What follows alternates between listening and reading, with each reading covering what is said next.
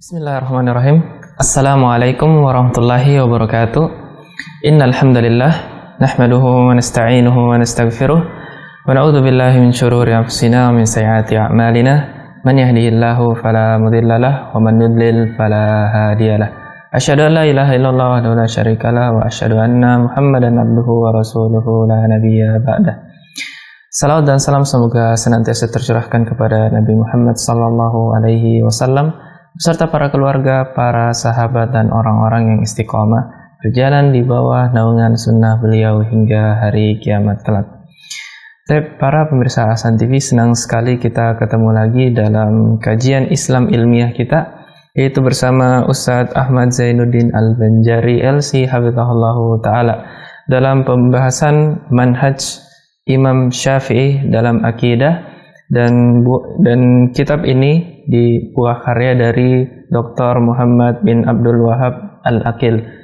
Tapi sebelum kita memulai pembahasan kita pada pagi hari ini, kembali lagi kami mengajak para pemirsa Ahsan TV, bagi yang ingin berinteraksi secara langsung bisa melalui nomor 0811 900 7912. Ataupun bagi para pemirsa yang ingin bertanya melalui WhatsApp atau pesan singkat, bisa melalui nomor 0811 900 7913. Dan kami harapkan pertanyaan-pertanyaan Anda bisa disesuaikan dengan pembahasan kita pada pagi hari ini. Dan insya Allah juga pertanyaan Anda akan kami bacakan setelah Ustadz menuntaskan pembahasan pada pagi hari ini. Tapi tanpa memperpanjang waktu lagi, kita sapa terlebih dahulu Ustadz kita. Assalamualaikum warahmatullahi wabarakatuh, Ustadz. Waalaikumsalam warahmatullahi wabarakatuh. Bagaimana kabar Ustadz dan keluarga Ustadz? Alhamdulillah baik, dan semoga seluruh para pemirsa Ahsan TV dimanapun berada dan seluruh kaum muslimin dalam keadaan sehat walafiat. Allahumma amin. Jazakumullah khair Ustadz. Tapi Ustadz, mudah-mudahan Allah mempermudah pertemuan kita pada pagi hari ini. Dan kami persilakan Ustadz untuk memulai pembahasan pada pagi hari ini. Falyatafaddal mashkuran. Bismillahirrahmanirrahim. Alhamdulillahi rabbil alamin. Wabihi nasta'inu ala umurid dunya wad din. Wassalatu wassalamu ala ashrafil anbiya'i wal mursalin, nabiyyina Muhammadin wa ala alihi wa ashabihi ajma'in. Amma ba'du.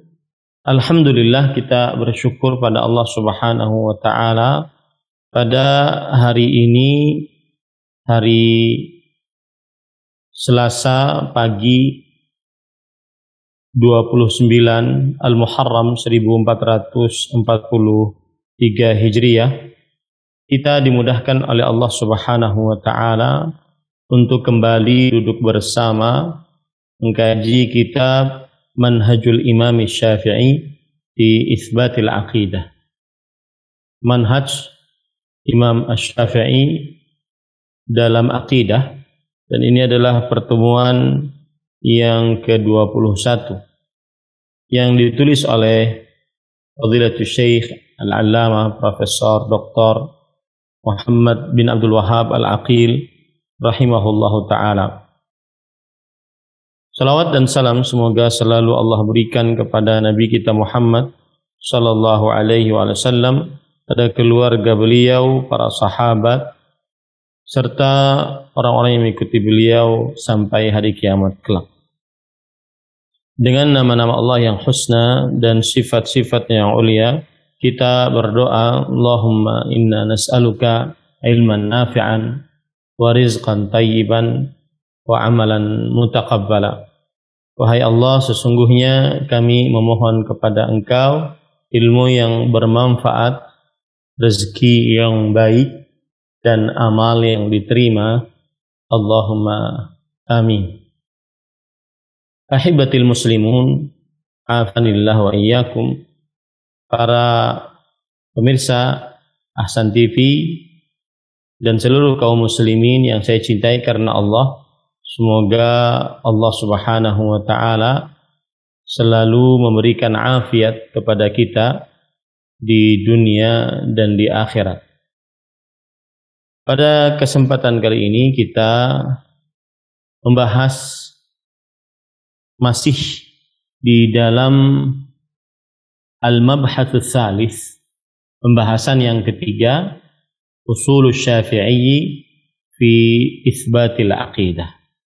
Pembahasan yang ketiga yaitu pokok-pokok ajaran Imam Asy-Syafi'i rahimahullahu taala di dalam akidah. Dan kita sudah sampai kepada al-aslus tsani.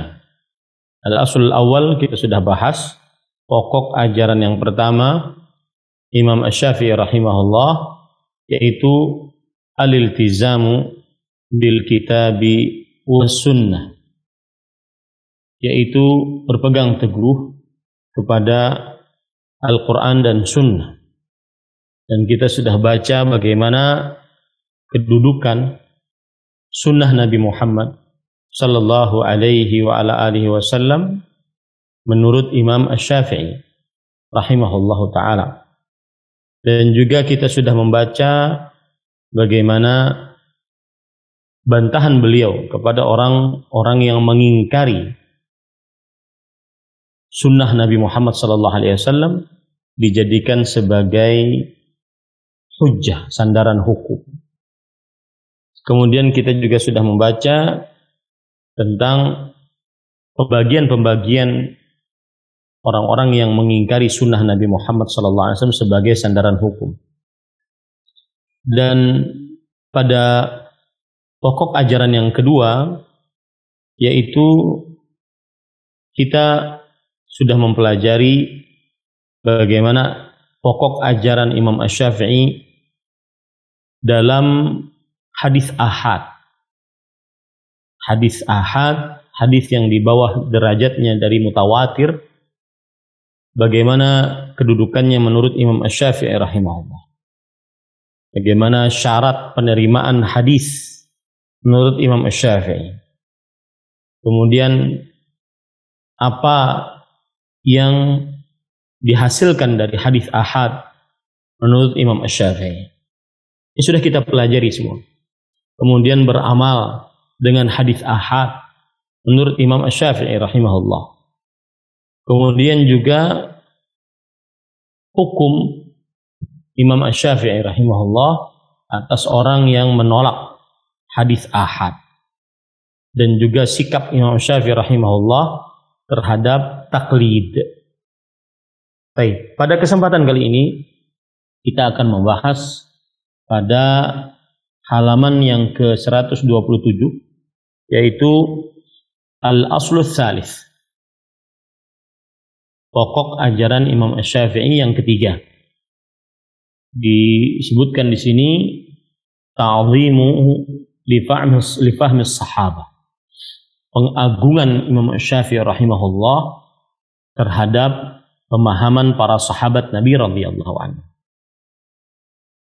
Ini adalah pokok ajaran Imam Asy-Syafi'i yang ketiga di dalam perkara akidah. Beliau sangat mengagungkan pemahaman para sahabat Nabi radhiyallahu anhu dan para tabi'in, para tabi'ut tabi'in yang mengikuti para sahabat dengan baik. Baik. Ahibati hafizakumullah ta'ala,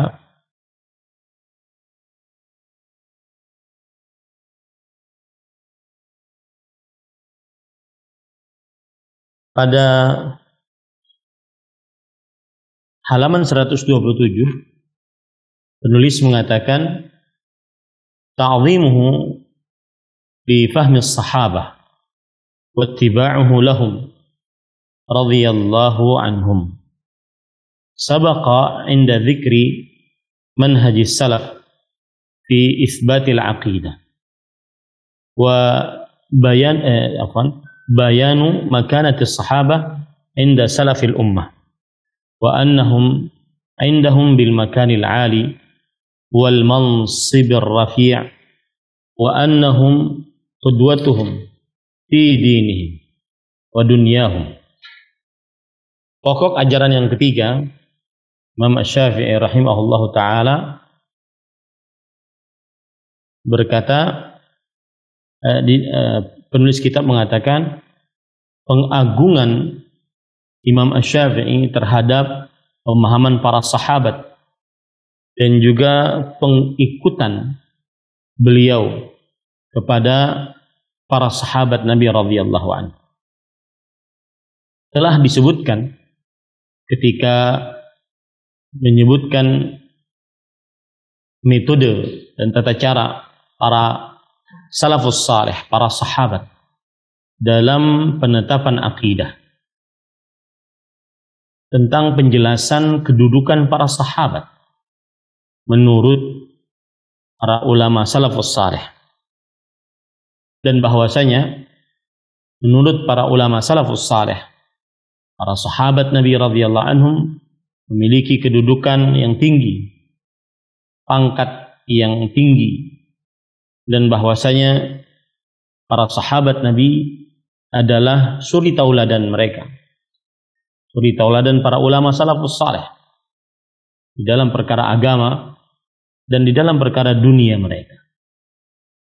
Kemudian di halaman 128 nulis mengatakan, was-sahabatu radhiyallahu anhum wa ardhahum ahlun likulli dzalika fahum kama wasafahum Abdullah bin Mas'ud radhiyallahu anhu haitsu qala ya ayyuhan nas man kana minkum mustannan falyastanna biman qad mat fa innal hayya la tu'manu alaihi al-fitnah ulaika ashabu Muhammadin sallallahu alaihi wasallam radhiyallahu anhum kanu afdala hadhihi al-ummati quluban wa a'maqaha ilman wa aqallaha takallufan qaumun ikhtarahumullahu bi suhbati nabiyhi wa iqamati dinihi fa'rifu lahum fadlahum wattaba'uhum fi atharihim wa tamassaku bima istata'tum min akhlaqihim wa dinuhum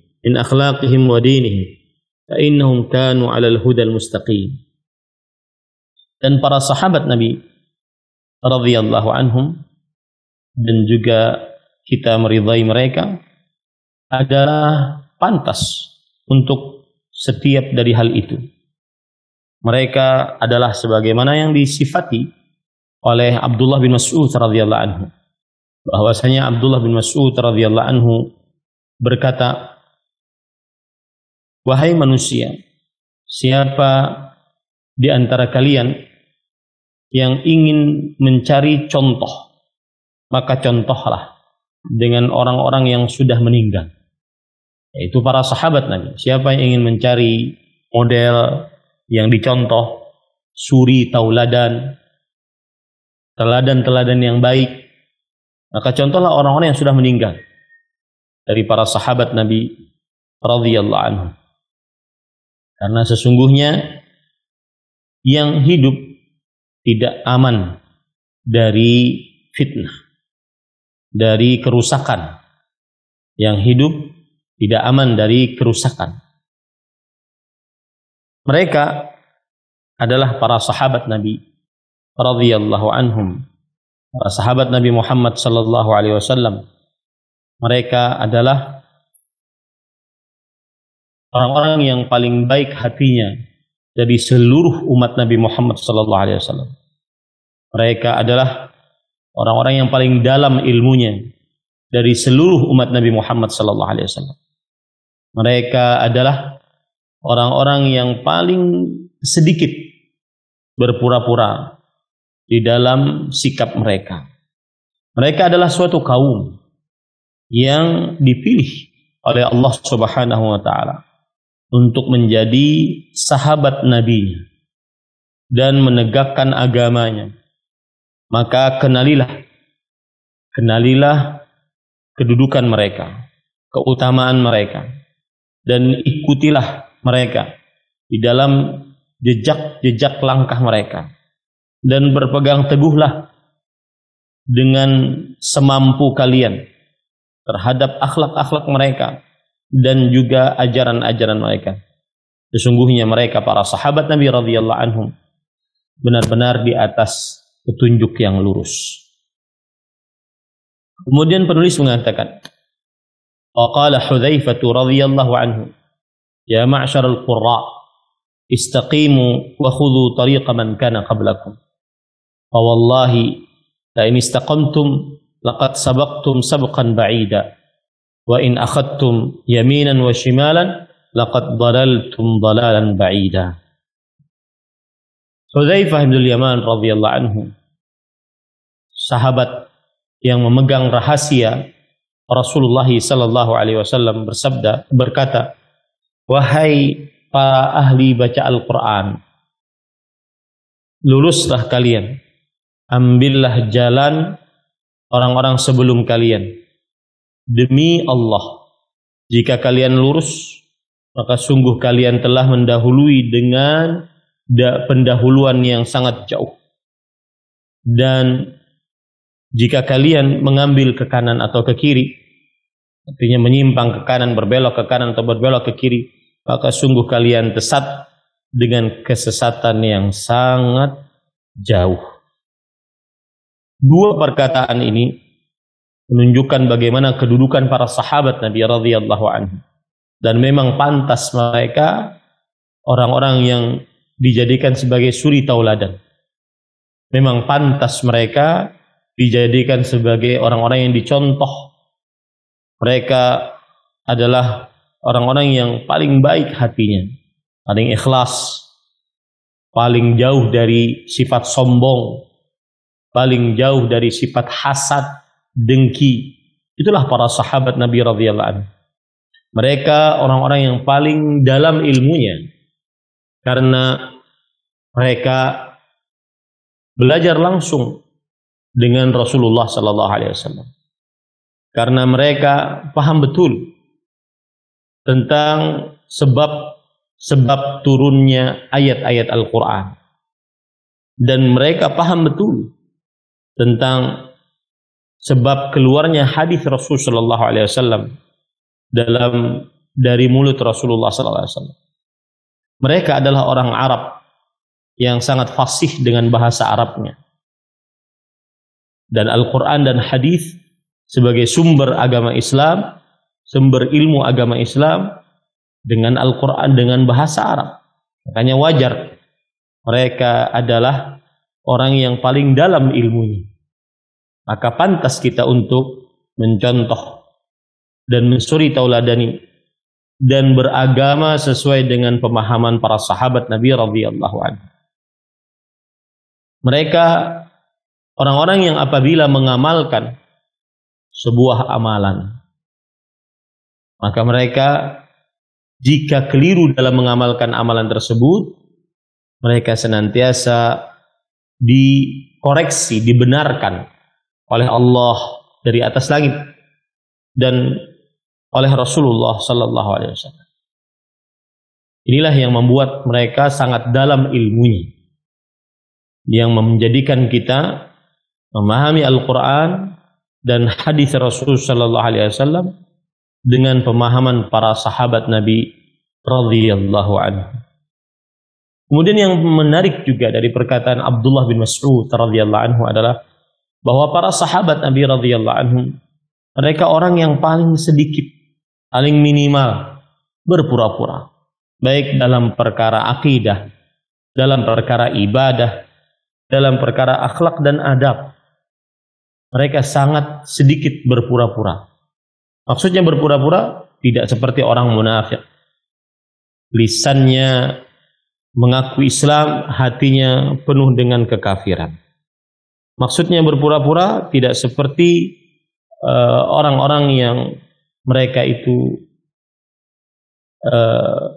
berlebih-lebihan di dalam ibadah, seperti ahli bid'ah yang berlebih-lebihan dalam mengamalkan amalan-amalan yang belum ada contohnya dari Rasul sallallahu alaihi wasallam.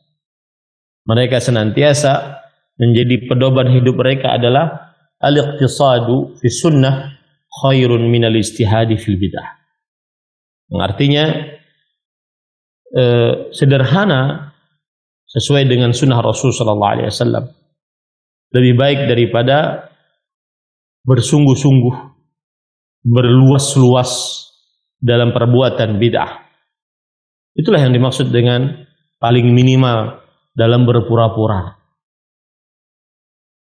Kemudian dari perkataan Hudzaifah radhiyallahu anhu yang merupakan sahibu sirri Rasulullah sallallahu alaihi wasallam, pemegang rahasia-rahasia Rasulullah sallallahu alaihi wasallam. Beliau juga memberikan wejangan agar mengambil jalan orang-orang sebelum kita, yaitu para sahabat Nabi radhiyallahu anhu yang sudah mendahului sebelum kita. Jika kita berpegang teguh pada jalannya para sahabat, jika kita berpegang teguh pada jalannya orang-orang yang dipilih oleh Allah Subhanahu wa taala dari para sahabat Nabi radhiyallahu anhu, maka niscaya kita akan mendapatkan kemuliaan dan juga mendapatkan kejauhan pahala yang sangat jauh, sangat banyak maksudnya. Adapun jika kita membelok dari jalannya para sahabat baik ke kanan atau ke kiri, maka kita akan tersesat dengan kesesatan yang sangat jauh. Kemudian Imam Asy-Syafi'i, Imam Ahmad bin Hanbal rahimahullah berkata, usulus sunnati indana at-tamassuku bima kana alaihi ashabu Rasulillah sallallahu alaihi wasallam. Yang artinya pokok-pokok ajaran sunnah menurut kami adalah berpegang teguh dengan apa yang dijalankan oleh para sahabat Nabi radhiyallahu anhu. Begitulah para ulama salafus salih. Lalu Imam Syafi'i bagaimana? Wa ala hadza saral Imam Syafi'i rahimahullahu taala. Maka di atas inilah berjalan Imam Asy-Syafi'i rahimahullahu taala. Faqad qala rahimahullah fi jawabi man sa'alahu an aqawili sahabati idza tafarraqu fiha.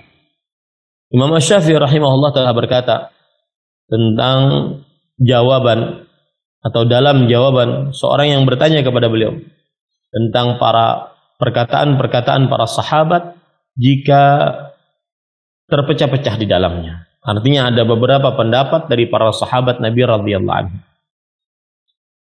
Maka beliau mengatakan nasiru minha ila ma wafaqa al-kitaba was sunnata aw as-sunnata aw al-ijma' aw kana asahha fil qiyas.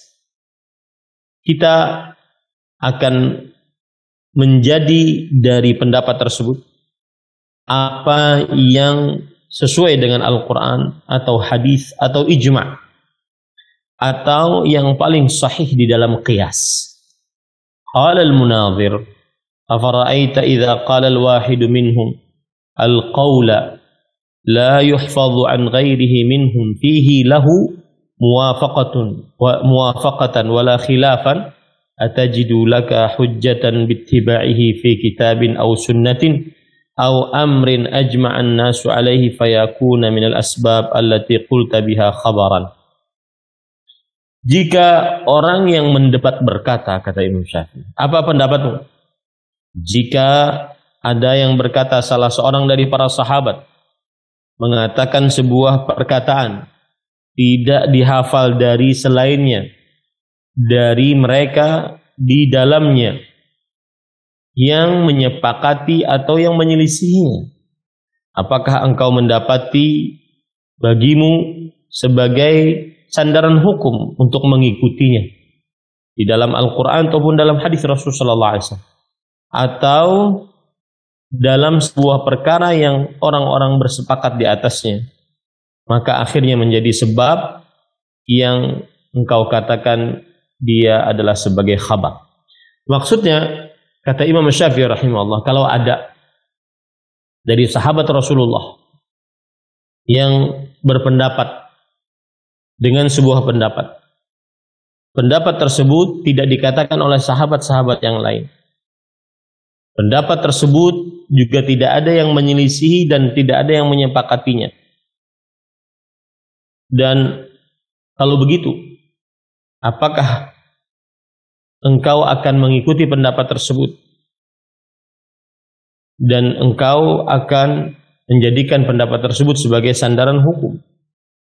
Maka kata Imam Syafi'i rahimahullah, qultu lahu, aku akan menjawab pertanyaan ini, ma wajadna fi hadza kitaban wala sunnatan thabitatan walaqad wajadna ahlal ilmi ya'khudhu ahlul ilmi walaqad wajadna ahlal ilmi ya'khudhuna biqauli wahidin minhum biqauli wahidihim marratan wa yatrukunahu ukhra wa yatafarraquna fi ba'dhi ma akhadhu bihi minhum. Qala fa ila ayyi shay'in sirta min hadha? Qultu ila ittiba'i qawli wahidin idza lam ajid kitaban wala sunnatan wala ijma'an wala shay'an fi ma'nahu yuhkamu lahu bi hukmihi aw wujida ma'ahu qiyas. Wa qalla ma yujadu min qawli al-wahid minhum la yukhalifuhu ghairuhu min hadha. Kata Imam Asy-Syafi'i, kalau seandainya ada orang yang mengatakan bahwa ada perkataan sahabat Nabi radhiyallahu anhum yang perkataan tersebut tidak diikuti oleh para sahabat yang lain, tidak juga disepakati atau tidak juga diselisihi, maka kata Imam Syafi'i rahimahullah, apa yang kami dapati di dalam hal ini, baik itu dalam Al-Quran atau hadis yang sahih, dan kami dapati juga para ulama mengambil pendapat salah seorang dari mereka terkadang dan meninggalkannya terkadang, dan mereka berpecah-pecah di dalam sebagian apa yang mereka ambil dari para sahabat tersebut. Artinya Imam Syafi'i rahimahullah ingin mengatakan kepada kita bahwasanya kalau seandainya saya melihat ada seorang pendapat sahabat yang tidak ada dalam Al-Quran, tidak ada juga dalam hadis yang sahih, dan kadang-kadang ulama mengambil pendapatnya, kadang-kadang meninggalkannya, dan kadang-kadang mereka berpecah-pecah pendapatnya dari pendapat para sahabat tersebut, tidak satu. Maka kata Imam Syafi'i rahimahullah, lalu kemana engkau mengambil pendapat? Pendapat yang mana engkau ambil? Maka kata Imam Syafi'i, aku akan mengikuti salah satu pendapat dari para sahabat. Jika aku tidak mendapati di dalam jika aku tidak mendapati Al-Quran dan hadis atau ijma' atau sesuatu yang semakna dengannya, yang dihukumi untuknya dengan hukumnya, atau tidak mendapati bersamanya qiyas, atau mendapati bersamanya qiyas. Maksudnya Imam Syafi'i rahimahullah, kalau seandainya beliau mendapati satu pendapat dari sahabat radhiyallahu anhu, dan pendapat tersebut tidak ada dalam Al-Quran, tidak ada dalam hadis, tidak ada dalam ijma', tidak ada dalam qiyas, maka beliau lebih mendahulukan pendapat tersebut. Kalau seandainya ada permasalahan yang tidak ada dalam Al-Quran, hadis, ijma' atau qiyas, beliau lebih mendahulukan pendapat para sahabat Nabi radhiyallahu anhu. Dan kata Imam Syafi'i, sedikit sekali yang terdapat dari perkataan salah seorang dari para sahabat Nabi yang tidak menyelisih selainnya dalam perkara ini. Maksudnya hanya sedikit dari para sahabat Nabi radhiyallahu anhu yang berbeda pendapat dalam perkara-perkara yang pokok. Semuanya sepakat dalam perkara-perkara yang pokok. Tetapi kalau ada sebuah permasalahan, kemudian tidak ada di dalamnya ayat Al-Quran, hadis Rasul sallallahu alaihi wasallam, ijma' atau qiyas, atau dihukumi dengan semakna dengannya, maka beliau mengambil pendapat para sahabat radhiyallahu anhu. Ini menunjukkan bagaimana para sahabat Nabi radhiyallahu anhum menjadi sandaran bagi Imam Syafi'i rahimahullah di dalam memahami agama. Dan beliau sangat mengagungkan pendapat para sahabat Nabi radhiyallahu anhu. Kemudian penulis mengatakan, dan itu semua beliau katakan di dalam kitab Ar-Risalah ya, yang ditulis oleh Imam Syafi'i rahimahullah. Wa qala rahimahullah, ma kana al-kitabu was sunnatu mawjudain fal 'udhru amman sami'ahuma maqtu'un illa bitiba'ihim. Apa yang Al-Quran dan Sunnah ada kedua-duanya, maka uzur atas seorang yang telah mendengar dari keduanya itu terputus, kecuali harus mengikuti keduanya. Artinya, kalau seandainya ada ayat Al-Quran atau hadis Rasul Sallallahu Alaihi Wasallam, maka tidak ada uzur bagi yang sudah mendengarnya ayat Al-Quran tersebut dan hadis dari Rasul Sallallahu Alaihi Wasallam tersebut, kecuali harus mengikuti ayat Al-Quran dan hadis dari Rasul Sallallahu Alaihi Wasallam. Kemudian beliau mengatakan, فَإِذَا لَمْ يَكُنْ ذَلِكَ سِرْنَا إِلَىٰ أَقَاوِيلِ أَصْحَابِ رَسُولِ اللَّهِ sallallahu alaihi wasallam radhiyallahu anhu. Jika tidak ada dalam hal itu dalam Al-Quran dan Sunnah, kita kepada para perkataan para sahabat Nabi radhiyallahu anhu. Awahidin minhum, atau salah seorang dari para sahabat Nabi radhiyallahu anhu. Ahabbu ila thumma kana qaulul a'immah Abi Bakrin atau Umar atau Uthman idza sirna fihi ila at-taqlid. Kemudian setelah itu perkataan para imam Abu Bakar, Umar, Uthman, jika kita menjadi seseorang yang mengambil pendapat taklid di dalamnya. Artinya, jika tidak awalnya kita berpegang teguh pada Al-Quran dan Sunnah. Jika tidak ada, maka kita mengambil perkataan-perkataan para sahabat Nabi radhiyallahu anhu.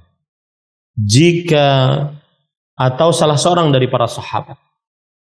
Kemudian setelah itu perkataan dari para imam Abu Bakar, Umar, Utsman radhiyallahu anhu. Jika memang ingin melakukan taklid, yaitu mengambil pendapat dari salah seorang para sahabat tersebut tanpa mengetahui sebabnya. Ahabbu ilaina, ini semua kita cintai. Wa dzalika idza lam najid dalalatan fil ikhtilafi tadullu ala aqrabil ikhtilafi minal kitab was sunnah. Yang demikian itu jika kita tidak mendapati penunjukan di dalam ikhtilaf, perbedaan pendapat yang menunjukkan akan pendapat yang paling dekat di dalam ikhtilaf tersebut, di dalam perbedaan pendapat tersebut dengan Al-Quran dan Sunnah. Fanattabi'a qawla alladhi ma'ahu ad-dilalah. Maka kita mengikuti pendapat yang bersamanya pendalilan. Bi anna qawla al-imami masyhurun bi annahu yalzamuhu anna yulzimuhu an-nasu wa man lazima qawluhu an-nasa kana ashhara mimman yufti ar-rajula aw an-nafara. Karena perkataan imam masyhur, perkataan Imam Syafi'i rahimahullah masyhur. Perkataan para imam yaitu Abu Bakar, Umar, Utsman ini masyhur. Bi annahu yalzamuhun nas. Artinya bahwasanya orang-orang harus mengikutinya. Wa man lazima qawlahun nasu kana ashhara mimman yufti ar-rajula awin nafar. Dan barang siapa yang perkataannya melazimkan pada manusia, maka ini paling masyhur dari orang-orang yang memberikan fatwa pada seseorang atau pada beberapa orang yang banyak.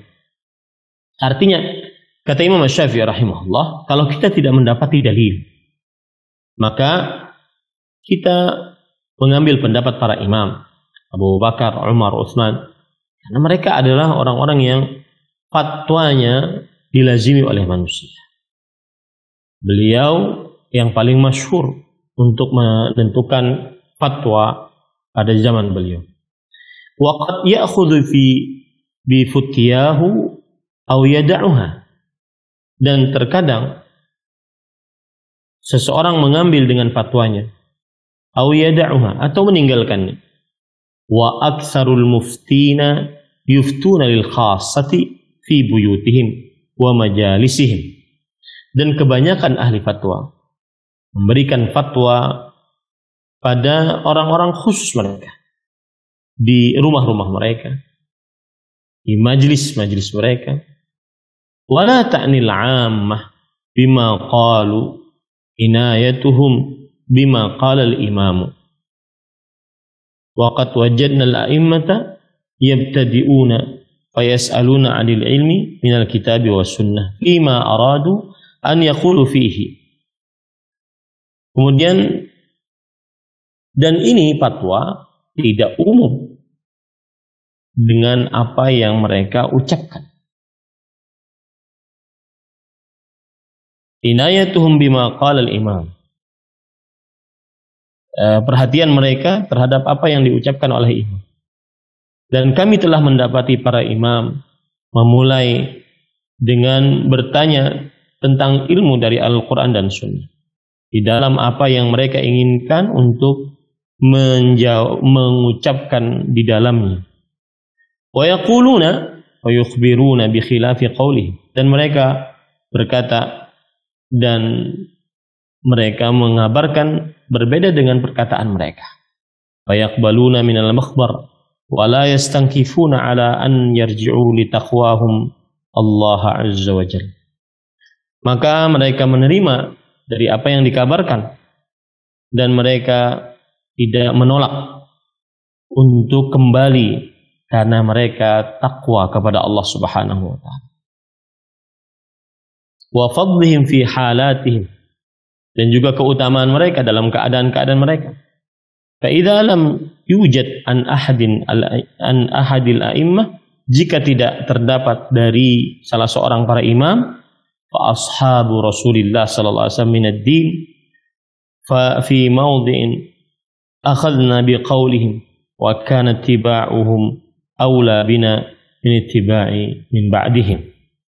Maka jika kita tidak dapat dari para imam seperti pemimpin Abu Bakar, Umar, Utsman, maka kita kepada pendapat para sahabat Nabi radhiyallahu anhu dalam perkara agama, di dalam tempat-tempat yang kita mengambil pendapat-pendapat mereka dan mengikuti para sahabat Nabi radhiyallahu anhu lebih utama bagi kita dibandingkan mengikuti orang-orang setelah mereka. Wal ilmu tabaqatun syatta, dan ilmu itu bertingkat-tingkat. Al-kitabu al-ula al-kitabu was sunnah idza thabatat as-sunnah. Yang pertama, ilmu yang pertama adalah Al-Quran dan hadis, jika hadisnya sahih. Ats-tsaniyah al-ijma' fima laisa fihi kitab wala sunnah. Ilmu yang tingkatan kedua adalah ijma', yang di dalamnya tidak ada dari Al-Quran dan Sunnah.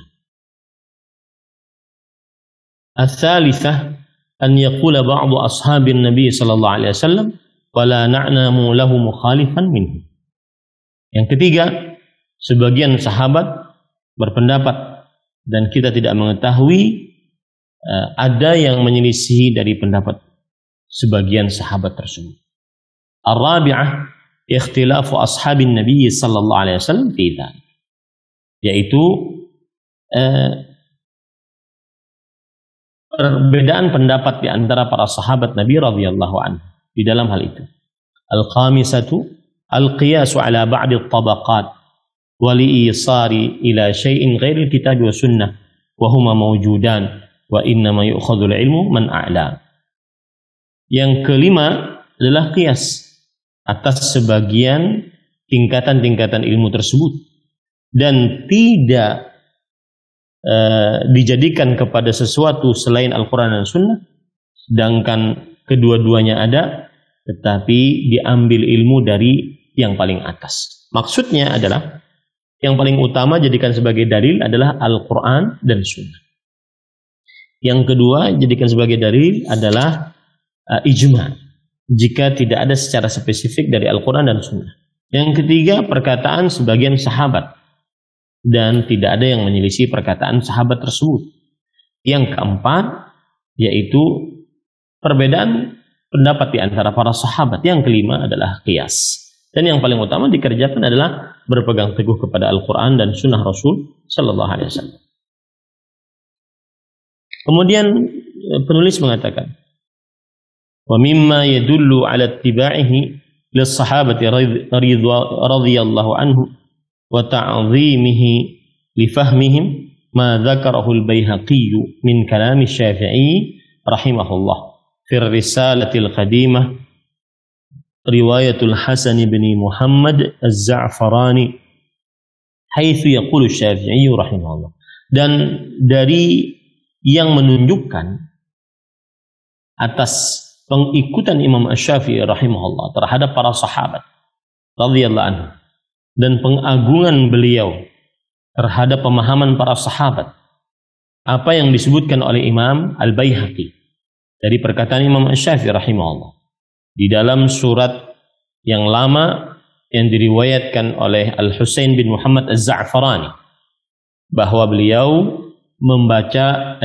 Imam Asy-Syafi'i berkata, waqad asna Allah tabaraka wa ta'ala ala ashabi Rasulillah sallallahu alaihi wasallam fil Qur'ani wat Taurat wal Injil. Sungguh Allah Subhanahu wa taala telah memuji para sahabat Nabi radhiyallahu anhu, baik itu dalam Al-Qur'an atau Taurat atau Injil.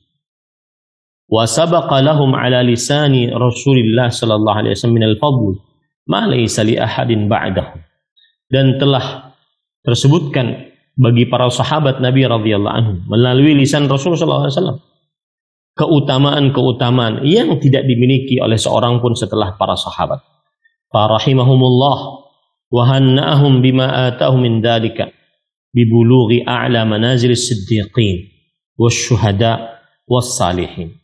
Maka Allah Subhanahu wa taala merahmati mereka dan Allah Subhanahu wa taala memberikan nikmat kepada mereka dengan apa saja yang telah Allah berikan kepada mereka dari kedudukan yang paling tinggi yang dimiliki oleh orang-orang yang siddiq dan syuhada, orang-orang yang mati syahid, dan orang-orang yang saleh.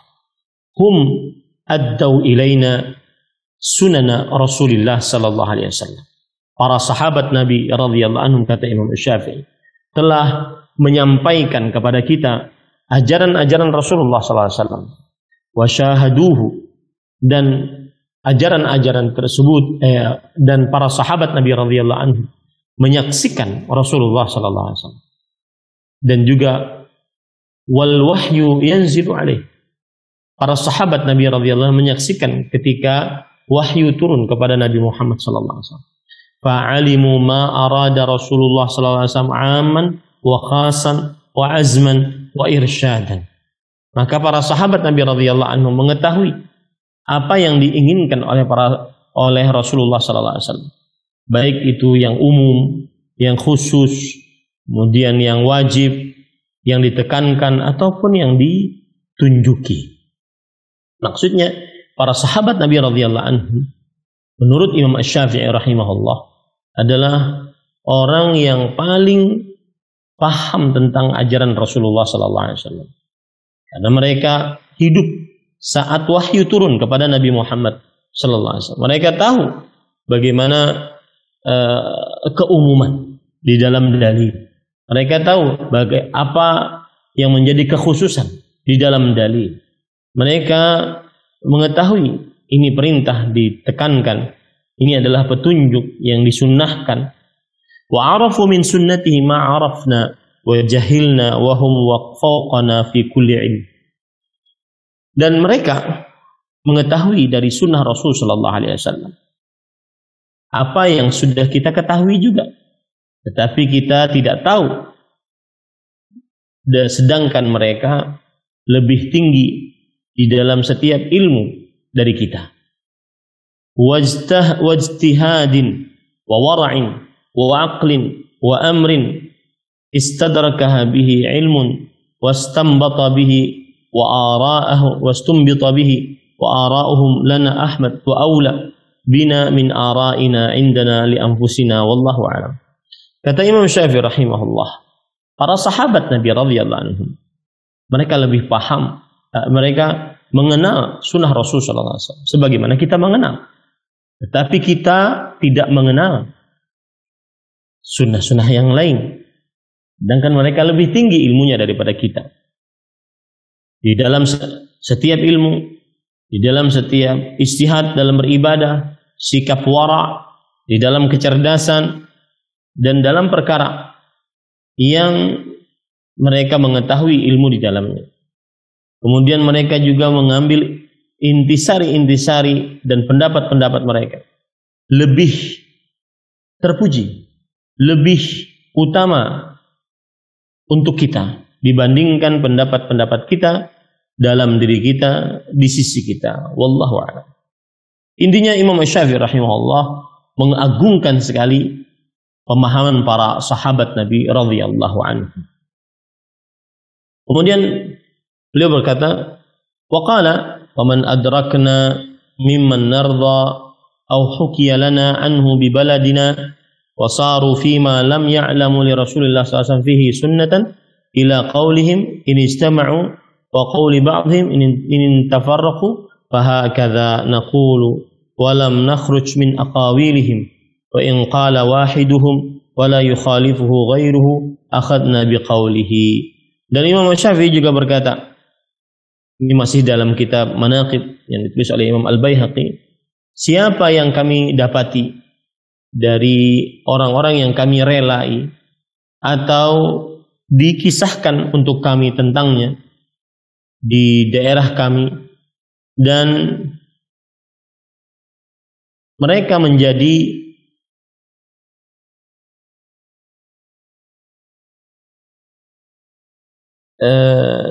fima lam ya'lamu li Rasulillah sallallahu alaihi wasallam fihi sunnah ila qaulihim, mereka menjadi di dalam perkara-perkara yang tidak mereka ketahui untuk Rasul sallallahu alaihi wasallam di dalamnya sebuah sunnah Rasul sallallahu alaihi wasallam, sehingga diambil pendapat mereka jika mereka bersepakat, atau sebagian pendapat mereka jika mereka berbeda pendapat.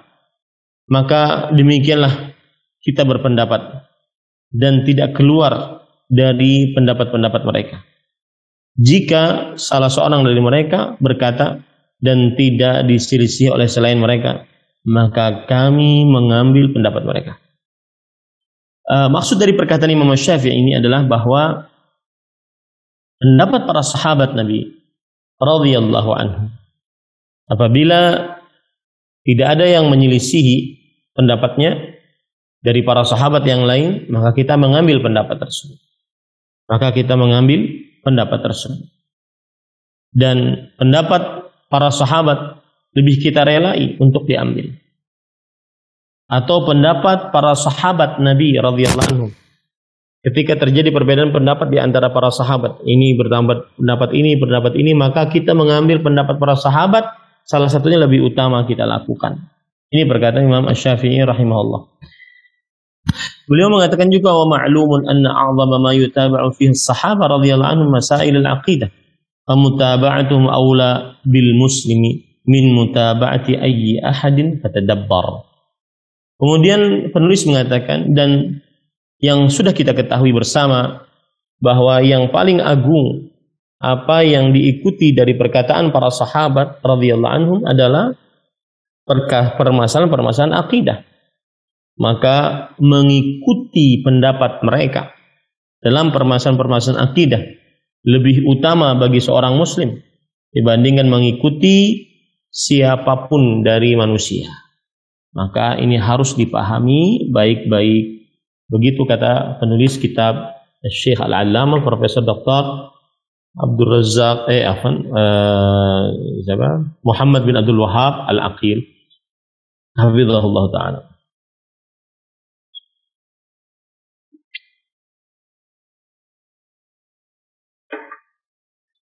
Wa qala Ibnul Qayyim rahimahullah.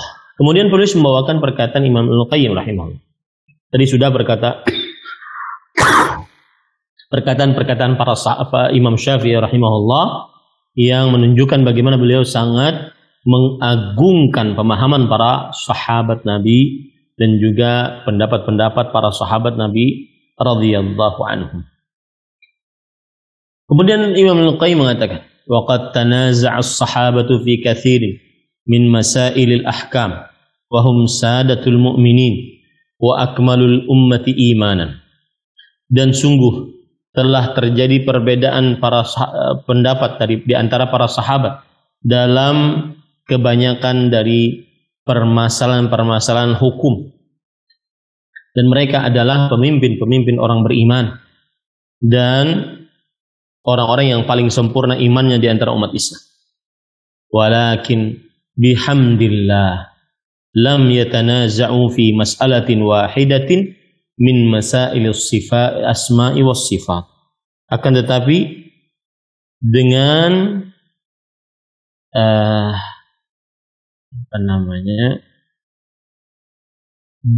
dengan pujian terhadap Allah, mereka tidak berbeda pendapat dalam satu permasalahan pun dari permasalahan-permasalahan nama-nama dan sifat-sifat Allah Subhanahu wa taala.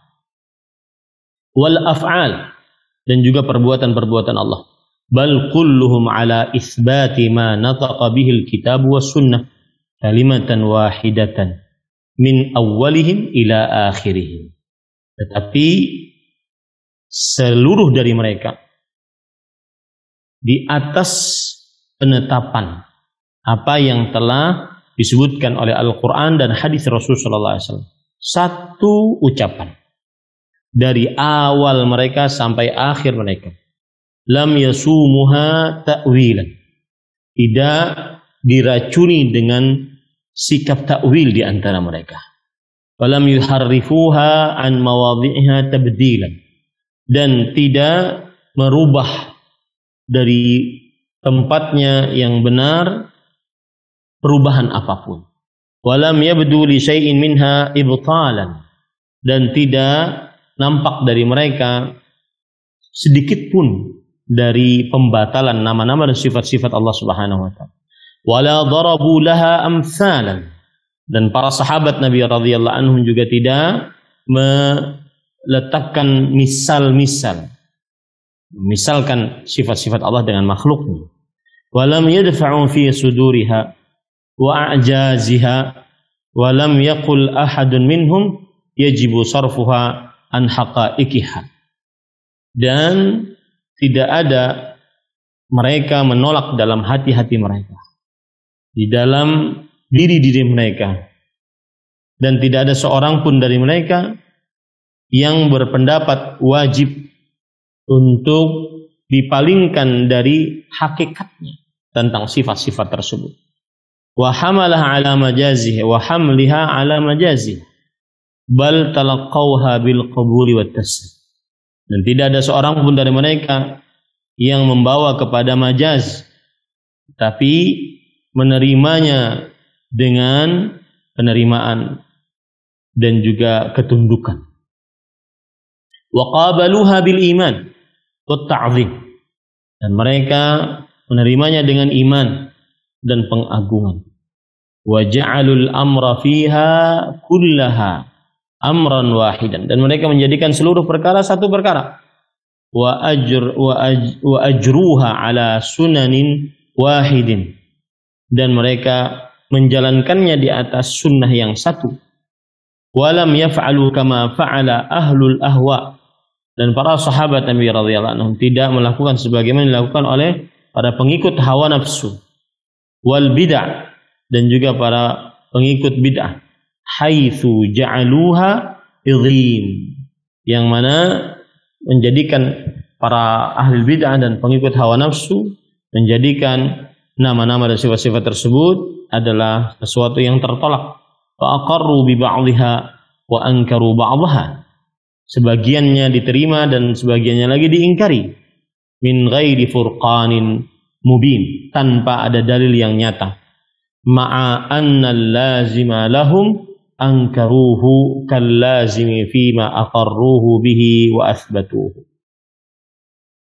Disertai dengan sesuatu yang lazim untuk mereka di dalam apa-apa yang mereka ingkari, seperti yang lazim di dalam apa-apa yang mereka tetapkan dan juga akui. Ini semua penjelasan dari Imam Ibnu Qayyim Al-Jauziyah rahimahullah bahwasanya para sahabat Nabi radhiyallahu anhum mereka banyak berbeda pendapat di dalam permasalahan-permasalahan hukum fikih.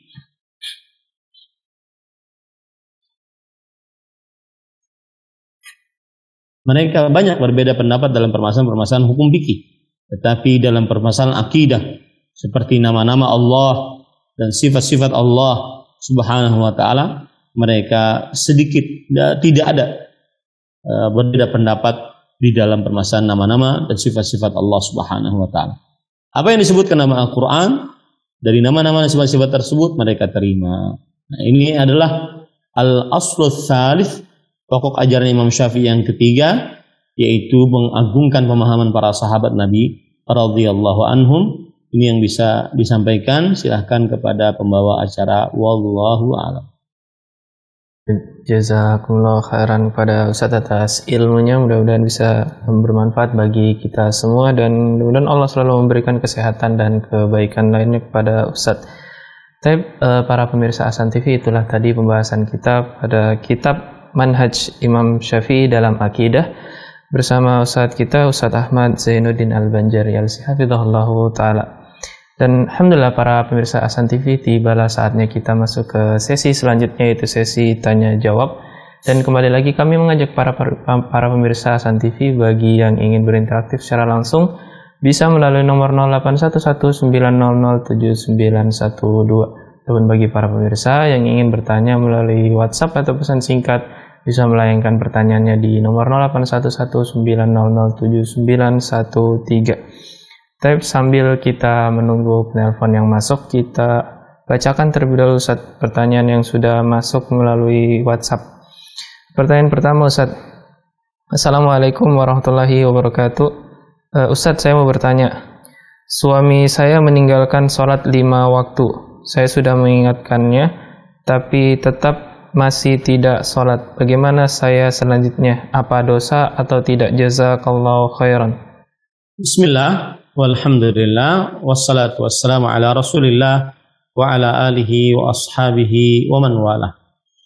Seorang muslim jika dia baligh, berakal, selain wanita yang haid dan nifas, maka wajib baginya sholat. Yang tidak sholat hanya yang anak kecil, orang gila, kemudian orang wanita haid dan wanita yang nifas. Maka jika dia tidak sholat, masuk ke dalam hadis Rasul sallallahu alaihi wasallam yang berbunyi, al-ahdul ladzi bainana wa bainahumus shalah, faman tarakaha faqad kafar. Perjanjian antara kami orang-orang muslim dengan mereka orang-orang kafir adalah perihal sholat. Siapa yang meninggalkan sholat maka sungguh dia telah kafir.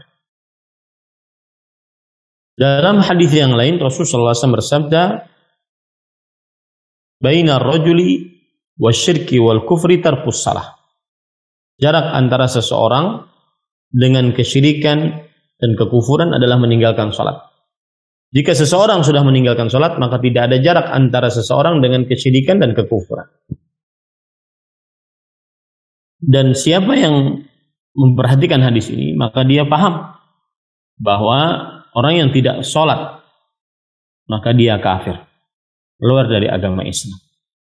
Terutama yang tidak sholat sama sekali, selama hidupnya dari mulai baligh sampai saat itu, maka dia kafir. Tidak boleh tidak sebagai seorang muslim.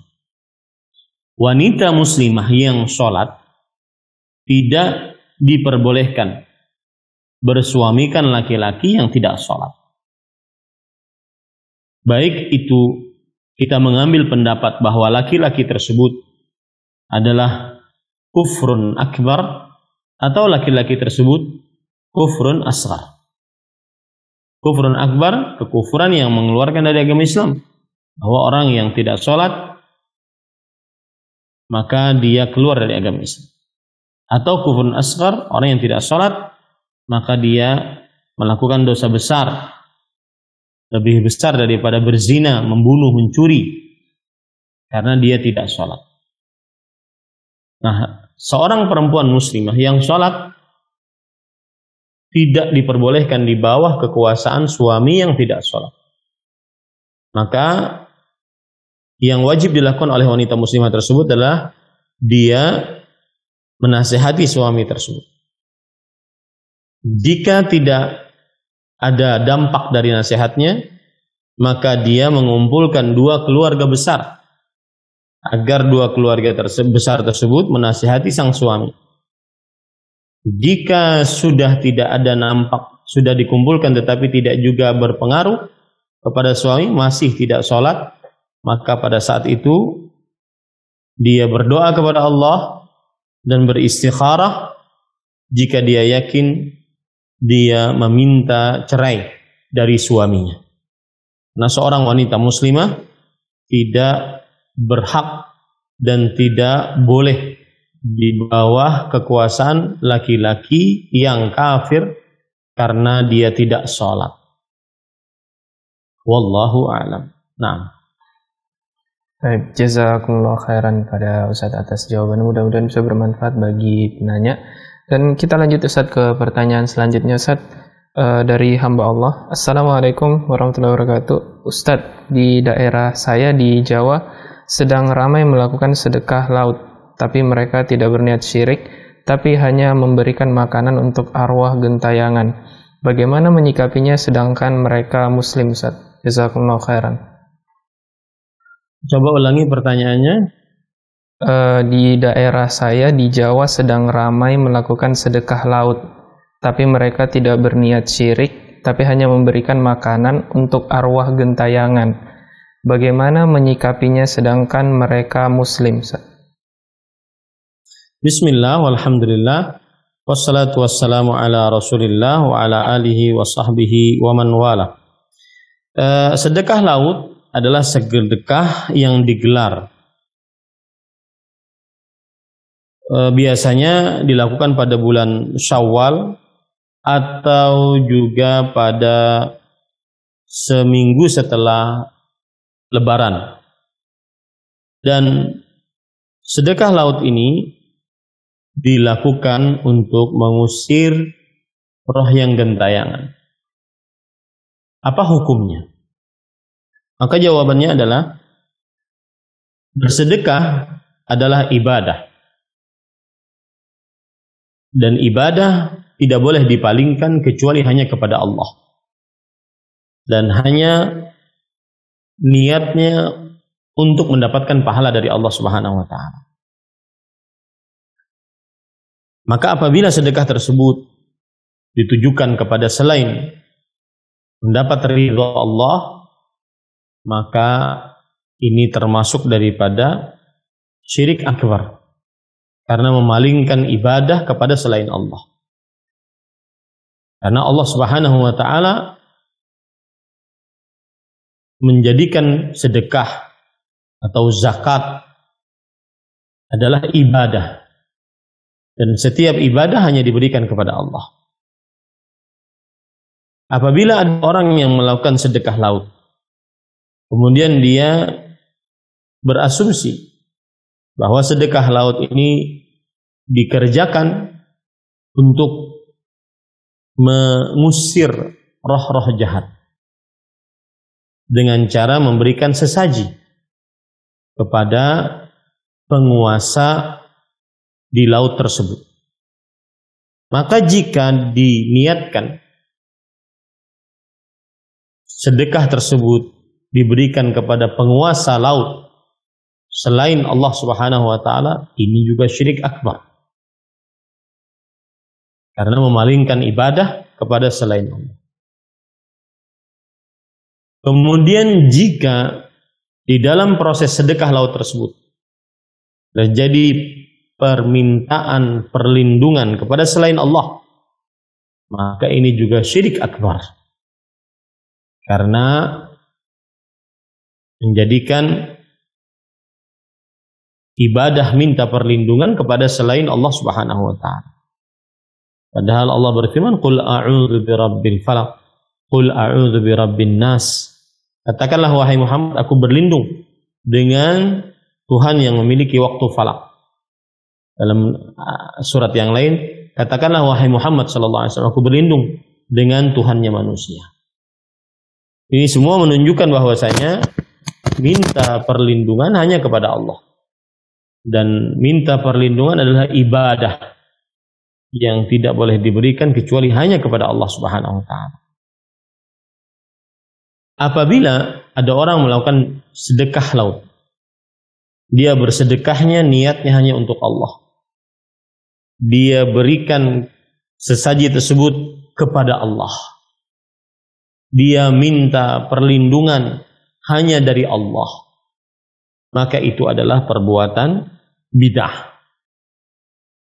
Mengada-ngada dalam agama. Karena Rasulullah sallallahu alaihi wasallam dan para sahabat Nabi radhiyallahu anhu tidak pernah melakukan ritual sedekah laut untuk mengusir roh-roh jahat dengan cara melakukan sedekah laut tersebut. Ini adalah perbuatan bid'ah. Nah, itulah beberapa tahapan-tahapan jawaban atas pertanyaan tersebut. Wallahu a'lam. Nah.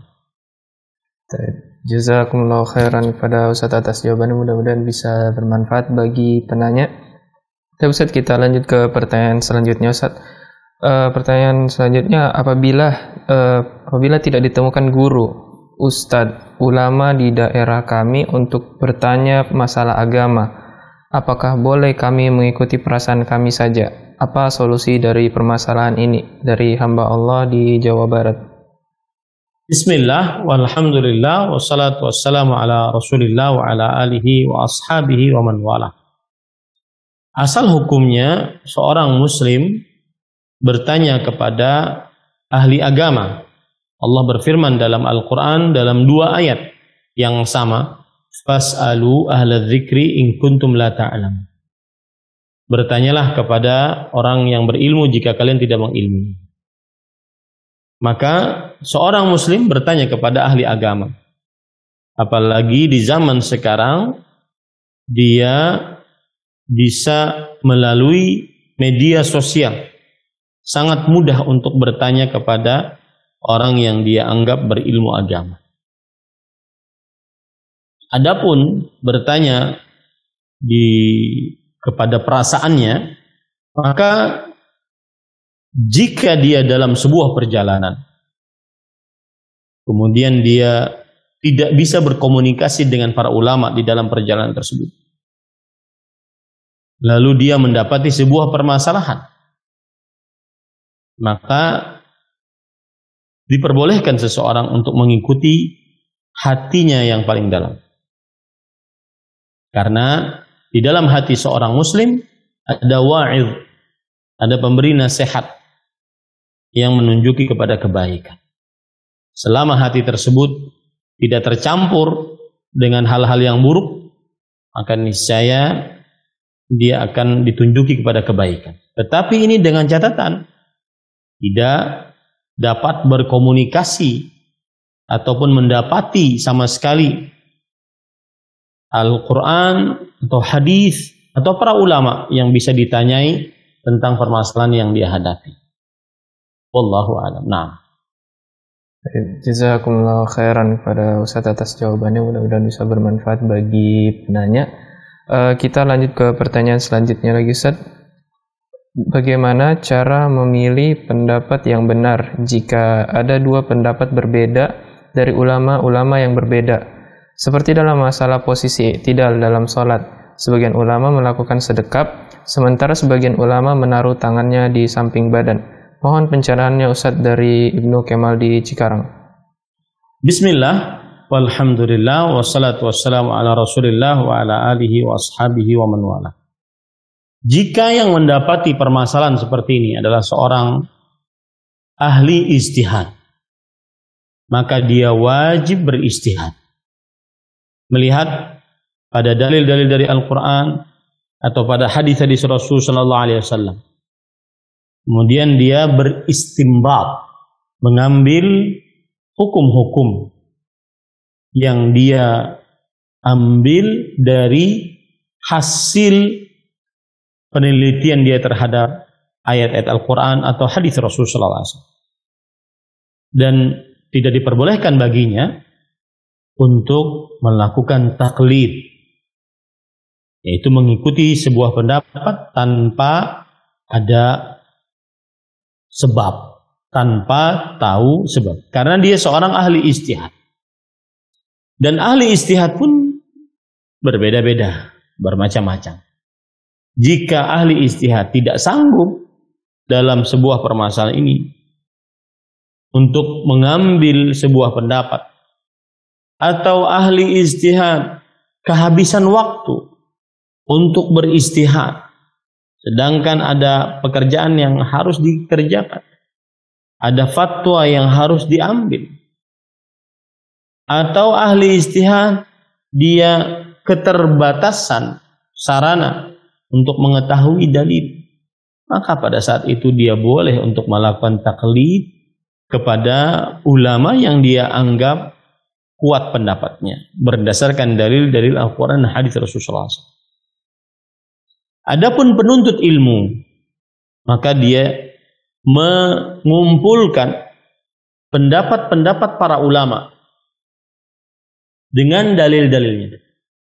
Lalu dia lihat yang menurut dia lebih kuat pendapat ulama dengan dalil-dalilnya, itulah yang dia ikuti. Kemudian orang awam dan penuntut ilmu pun berbeda-beda. Ya, penuntut ilmu pun berbeda-beda. Adapun orang awam, maka dia mengambil pendapat seorang yang dia anggap berilmu. Dan pada saat itu dia mengambil fatwa orang yang berilmu tersebut dan dia amalkan. Seperti permasalahan beri'tidal, apakah bersedekap di dada ataukah dijulurkan di bawah. Maka jawabannya tergantung seseorang yang menghadapi permasalahan tersebut. Dan sudah saya jelaskan tadi, wallahu a'lam. Naam. Jazakumullah khairan kepada Ustaz atas jawabannya, Ustaz. Kita lanjut ke pertanyaan selanjutnya, Ustaz. Assalamualaikum, Ustaz. Izin bertanya, kita telah melakukan semua sunnah Nabi Muhammad SAW sesuai kesanggupan kita. Apakah itu sudah dikatakan mencintai Nabi Muhammad SAW? Jazakumullah khair. Bismillah, walhamdulillah, wassalatu wassalamu ala rasulillah wa ala alihi wa sahbihi wa man wala. Amma ba'du. Allah Subhanahu wa taala berfirman dalam Al-Qur'an, "Fattaqullaha mastata'tum." Bertakwalah kepada Allah sesuai dengan kesanggupan kalian. Rasul sallallahu alaihi wasallam juga bersabda, "Wa idza amartukum bi amrin fa'tu minhu mastata'tum." Jika aku perintahkan kepada kalian dengan sebuah perintah, maka kerjakan sesuai dengan kesanggupan kalian dari perintah tersebut. Maka dalil-dalil yang saya sebutkan tadi menunjukkan bahwa kita mengerjakan perintah-perintah sesuai dengan kesanggupan. Tetapi ingat, yang dimaksud dengan mengerjakan sesuai dengan kesanggupan bukan sesuai dengan hawa nafsu. Tetapi kita berusaha mengerjakannya, maka jika tidak sanggup kita kerjakan sesuai dengan kesanggupan. Seperti tidak sanggup sholat, asalnya hukumnya berdiri. Tidak sanggup berdiri, maka dia boleh duduk. Tidak sanggup duduk, maka dia boleh berbaring. Tapi dia tetap wajib sholat. Nah, apabila ada orang berpendapat tadi bahwa saya berusaha mengamalkan sunnah Rasul Sallallahu Alaihi Wasallam sesuai dengan kesanggupan, maka ingat, yang dimaksud dengan sesuai dengan kesanggupan adalah tetap mengerjakan sunnah tersebut, tetapi sesuai dengan kesanggupannya. Bukan berarti ada sunnah Nabi, kapan kita sanggup kita kerjakan, kapan tidak kita tidak kerjakan. Tidak. Bukan itu yang dimaksud. Nah, kemudian kalau seandainya orang sudah memahami, mengerjakan ajaran Islam sesuai dengan kesanggupan dengan pemahaman yang benar tadi, Maka jika dia berusaha mengerjakan ajaran Islam sesuai dengan kesanggupan, maka berarti dia termasuk orang-orang yang mencintai Rasulullah SAW. Karena pada asalnya tanda orang yang cinta adalah mengikuti yang dicintai. Allah Subhanahu wa taala berfirman dalam surat Ali Imran ayat 31, "Qul in kuntum tuhibbunallaha fattabi'uni yuhibbukumullah." Katakanlah wahai Muhammad sallallahu alaihi wasallam, jika kalian mencintai Allah maka ikutilah aku. Niscaya Allah akan langsung mencintai kalian. Allah Subhanahu wa taala juga berfirman, "Wa anna hadza sirati mustaqiman fattabi'uh." Dan inilah jalanku yang lurus, maka ikutilah. Maka ikutilah.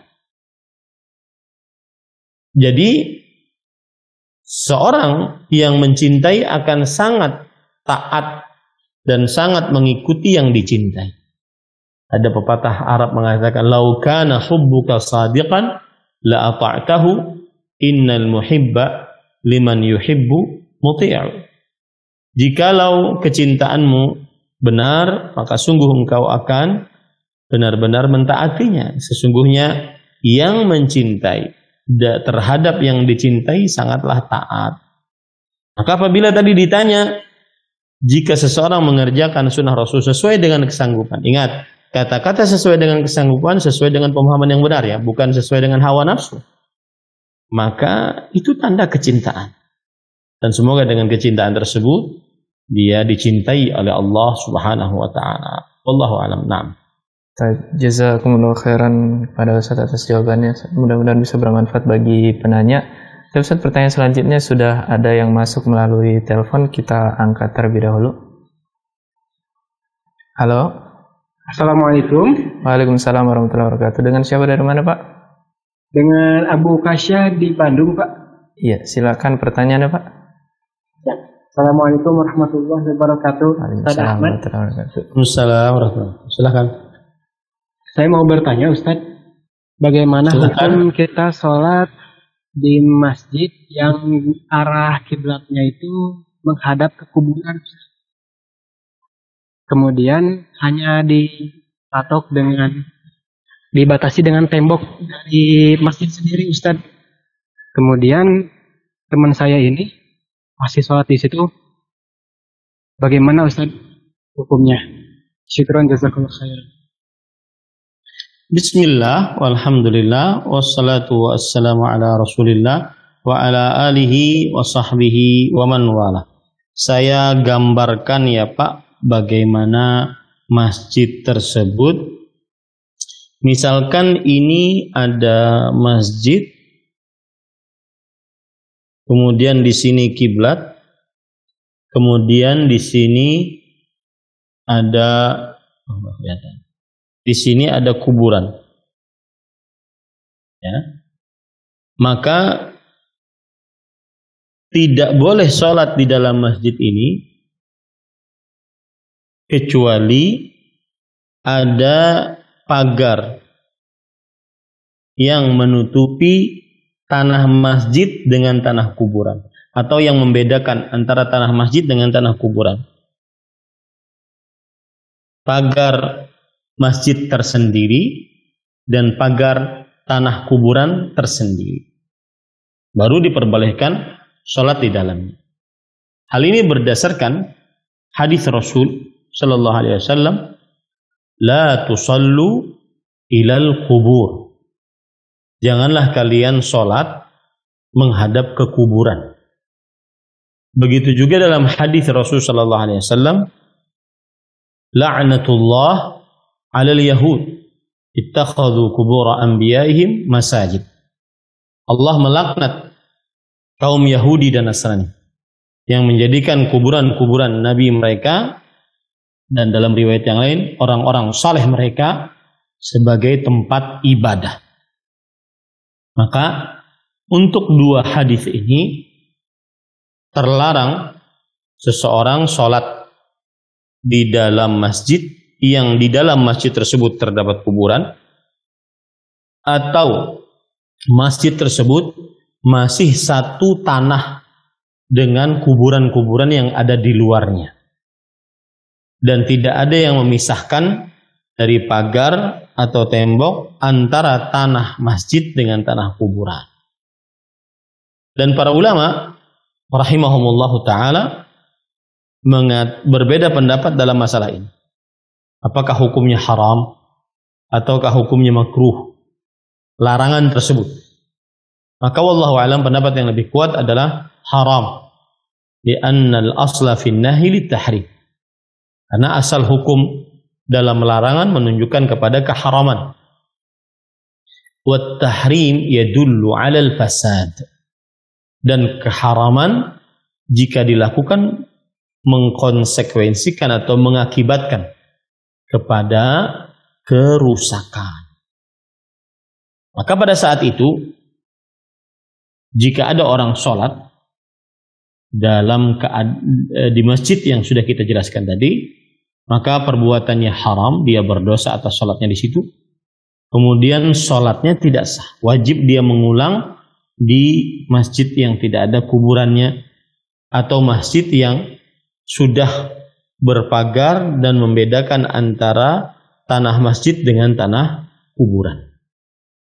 Dan patut diketahui oleh kaum muslimin bahwa tidak pernah menyatu di zaman Rasulullah, para sahabat, para tabi'in, para tabi'ut tabi'in, kuburan dengan masjid.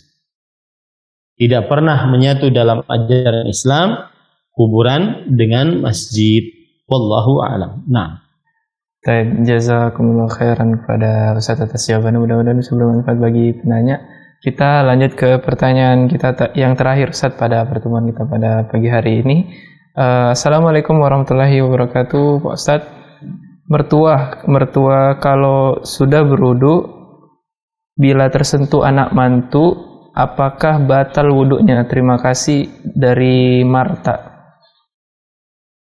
Bismillah, walhamdulillah, wassalatu wassalamu ala rasulillah wa ala alihi wa ashabihi wa man wala. Untuk mahram bagi perempuan, maka ada berbagai macam jenis manusia. Yang pertama, mahram bagi perempuan disebabkan karena pertalian darah, yaitu bapaknya, kakeknya, buyutnya, dan terus ke atas. Ini adalah mahram bagi perempuan karena pertalian darah. Kemudian yang kedua, karena pertalian darah juga anak laki-lakinya, cucu laki-lakinya, cicit laki-lakinya, dan terus ke bawah. Ini adalah mahram perempuan karena pertalian darah yang kedua. Yang ketiga adalah saudara laki-laki si perempuan tersebut. Baik itu adik atau kakak, kandung, sebapak, atau seibu. Saudara laki-laki si perempuan tersebut adalah mahram bagi perempuan tersebut. Yang ketiga. Yang keempat, keponakan dari saudara laki-laki. Maksudnya, saudara laki-laki perempuan tersebut mempunyai anak laki-laki. Maka anak laki-laki ini adalah keponakan laki-laki bagi si perempuan.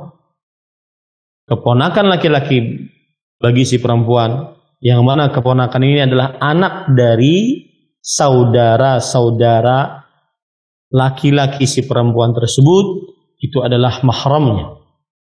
Yang kelima, yaitu keponakan laki-laki dari yang merupakan anak laki-laki dari saudari si perempuan tersebut. Perempuan memiliki saudari, saudari mempunyai anak laki-laki. Jadi anak laki-laki ini adalah keponakan bagi si perempuan ini. Maka dia adalah mahram bagi si perempuan tersebut. Yang ketujuh adalah yaitu paman. Paman laki-laki dari si perempuan tersebut. yang merupakan saudara laki-laki dari bapak. Atau yang keenam ini, paman adalah saudara laki-laki dari bapak perempuan tersebut. Ini adalah mahram bagi si perempuan karena pertalian darah. Yang ketujuh adalah paman perempuan yang merupakan saudara laki-laki dari ibu si perempuan tersebut. Maka ini adalah mahram bagi si perempuan tersebut. Itulah 7 jenis atau kelompok orang yang merupakan mahram bagi si perempuan tersebut karena pertalian darah. Dan perempuan di hadapan 7 orang ini, dia boleh untuk membuka jilbabnya. Terlihat rambutnya, telinga, kemudian leher, terlihat tangan, kemudian terlihat telapak kaki. Diperbolehkan. Kemudian mahram bagi perempuan yang disebabkan karena pernikahan. Yang pertama yaitu suami.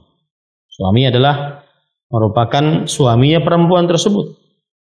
Yang kedua adalah mertua laki-laki. Mertua laki-laki si perempuan tersebut. Kemudian yang ketiga menantu laki-laki si perempuan tersebut. Kemudian yang keempat anak tiri laki-laki dari si perempuan tersebut. Si perempuan nikah dengan seorang duda, punya anak laki-laki. Maka jika sudah bergaul, maka anak laki-laki ini mahram abadi bagi si perempuan. Ya. Kemudian yang selanjutnya, yang keempat adalah yaitu ayah tiri. Ayah tiri. Seorang perempuan memiliki ibu. Ibu menikah dengan seorang laki-laki. Maka laki-laki ini adalah ayah tiri dari si perempuan ini. Yaitu mahram abadi. Mahram yang berkaitan karena pernikahan. Nah, mahram-mahram yang 4 ini diperbolehkan bagi perempuan untuk terlihat rambutnya, telinganya, lehernya, tangannya, kakinya. Khusus untuk suami maka boleh terlihat dari seluruh tubuhnya tanpa terkecuali. Kemudian apakah seorang perempuan yang dia statusnya sebagai menantu bersentuhan dengan seorang mertua laki-laki, apakah batal wudu si perempuan tersebut? Atau sebaliknya, seorang perempuan yang statusnya sebagai mertua bersentuhan dengan seorang menantu laki-laki, apakah batal wudunya? Maka jawabannya tidak batal wudunya menurut pendapat yang lebih kuat berdasarkan hadis Rasul sallallahu alaihi wasallam. Beliau mencium istrinya sebelum pergi ke masjid, sebagaimana yang diceritakan oleh Aisyah radhiyallahu anha. Dan istri adalah perempuan, maka pendapat yang lebih kuat tidak batal seorang laki-laki bersentuhan dengan seorang perempuan dalam perihal wudunya. Cuma tidak diperbolehkan untuk menyentuh perempuan yang bukan mahramnya. Tetapi dilihat dari sisi hukum wudunya tidak batal. Adapun dalil ayat Al-Quran aulamastumun nisa, atau kalian menyentuh perempuan, maka sahabat Nabi Abdullah bin Abbas radhiyallahu anhuma mengatakan bahwa yang dimaksud dengan menyentuh adalah berjima yang menyebabkan keluar air mani. Ini yang menunjukkan bahwa batalnya wudu seseorang tersebut. Wallahu alam Sallallahu Nabi Muhammad. Walhamdulillahirabbil alamin. Jazakumullahu khairan. Wassalamualaikum warahmatullahi wabarakatuh. Waalaikumsalam warahmatullahi wabarakatuh. Jazakumullahu khairan kepada Ustadz yang telah memberikan jawaban dari pertanyaan-pertanyaan yang sudah sampai ke kita. Dan itulah tadi pertanyaan kita terakhir pada pagi hari ini. Dan para pemirsa Hasan TV, demikianlah pertemuan kita pada pagi hari ini. Dan jazakumullahu khairan juga kepada para pemirsa Hasan TV yang sudah setia menyaksikan program-program Hasan TV terusnya pada pagi hari ini. Dan insya Allah kita akan ketemu lagi pada minggu depan pada pertemuan selanjutnya, yaitu pada hari Selasa pagi pukul 9 waktu Indonesia Barat. Dan terakhir, kami selaku kru yang bertugas mohon maaf apabila ada kesalahan selama pertemuan ini berlangsung. Dan kita tutup dengan doa kifaratul majelis. Subhanakallahumma wabihamdik, asyhadu alla ilaha illa anta, astaghfiruka wa atubu ilaik. Assalamualaikum warahmatullahi wabarakatuh.